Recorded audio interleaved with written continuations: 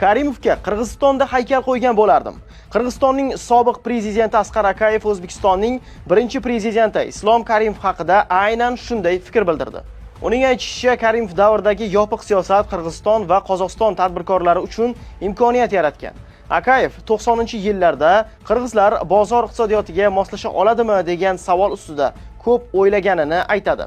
Uning fikricha, o'sha paytda o'zbeklar savdo va tadbirkorlikda ancha kuchli edi. Agar O'zbekiston hozirgidek ochiq bo'lganida, qirg'iz tadbirkorlari o'zbeklar bilan raqobat qila olmas edi, deydi Akayev.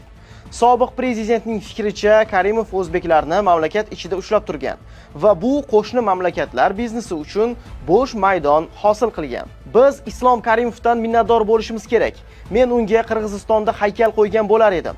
U bizga yo'l ochdi, degan Asqar Akayev. Eslatib o'tamiz, Akayev Qirg'izistonni 1990-yildan 2005-yilgacha boshqarib, 2005-yilgi inqilobdan keyin mamlakatni tark etgan.